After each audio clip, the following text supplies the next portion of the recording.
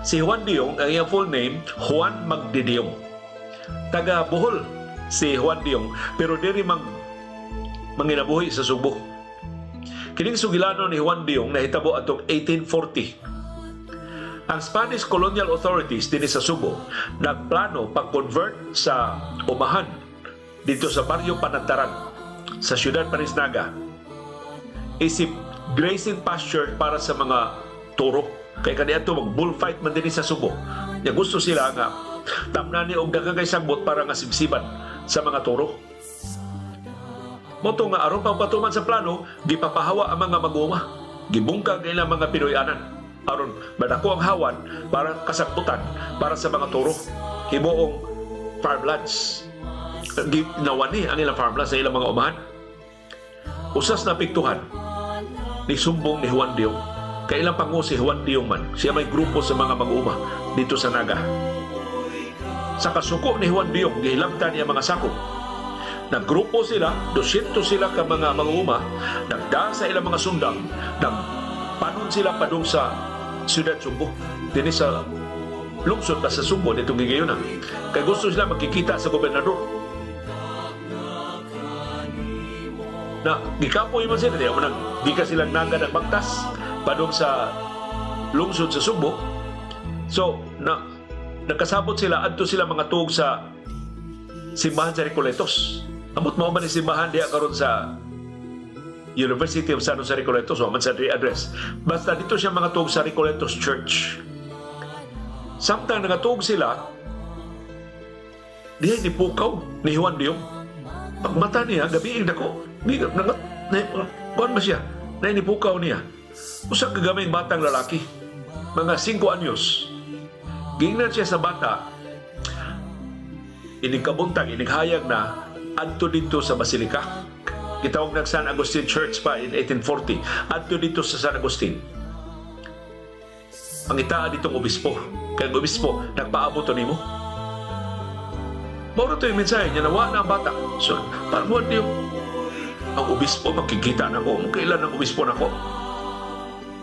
Kaya katuning samang bata, ni adto sa obispo.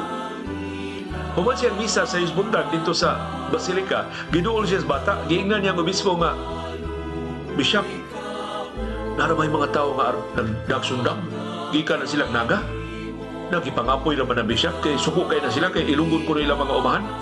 Pagbantay, Bishop, istorya ito, or makalma to sila. Mauto, nakikitagbo ang obispo ni Diong, wa siya kailan ni Juan Diong, pero tungkol sa bata, nakuryoso siya, kinsa man yung grupo ha. So, iyang gipaminaw si Juan Diong. May man kayo mo pasabot si Juan Diong na wa mituyo sa pagig-away, ang amo ra gyud di mi gusto nga mawa ang among umahan, amo man ang panginabuhi, amo man ang yuta, nganong papahawaon mami dito para las mga baka. Oto nga, ang obispo nakasabot lehitimo ang kausa nilang Juan Diong, pero naminaw siya in the first place tungod sa hagyo sa bata na istoryahin kaya nangasuko ng mga tawhana. Muli, tulisaan ang obispo, o sige, ako'y mag-istorya ko sa kadaguan nga ni Desider na papahawaon mo sa inyong umahan.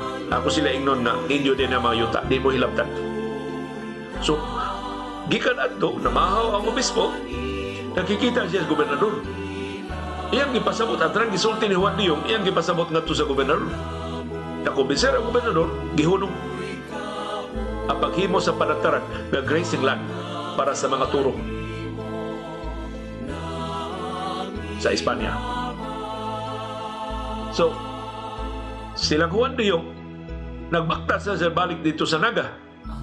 Samtang nagbakta sila parustaga na hibong si Juan Diong, kinsa mo itong bata? Kaya mo, katong bata, responsable nga nung nagkikatubang ang obispo na ako. Ang obispo, mausap, kinsa mo itong bata?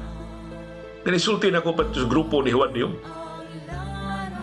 So, ang ilang konklusyon mao, na katong bata na tabunon og panit, kulot og buhok, mao to si Senior Santo Niño. Na nagtinguha, malikayan ang kaguliyak, tiaw mo nangasuko pa to silang Juan Diong, nanigbas pa to din ni Subo, tungkol silang paghuramitado na sa ilang gidangatan sila mga umahan, kadakong kaguliyak. Human adto si Juan Diong nahimo ng historical figure dinhi sa Subo. So tinuod ni nga tao si Juan Diong.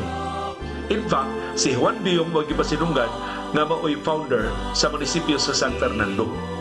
Tanawar mo ng official seal sa San Fernando na adihay lalaki nga nagdaog su nga dunay nagsiga nga su. Kana siya mao si Juan Diong. Ang iyang liderato ni Juan Diong na resulta sa pagbuwak sa pipila ka mga barangay gikan sa Naga aron mahimong buwak nga lungsod sa San Fernando. Pipilas mga barangay nga gikan sa Naga na himo ng kabahin San Fernando mao ang Barangay Magsiko, Barangay Kabatbatan, Barangay Balungag, Barangay Sangat, Barangay Panataran, katong ilang umahan nga ilugon unta sa mga pari, ug ang Barangay Pitalo diya sa San Fernando. So nahimong bagong lungsod ang San Fernando atong 1858 tungod sa liderato ni Juan Diong.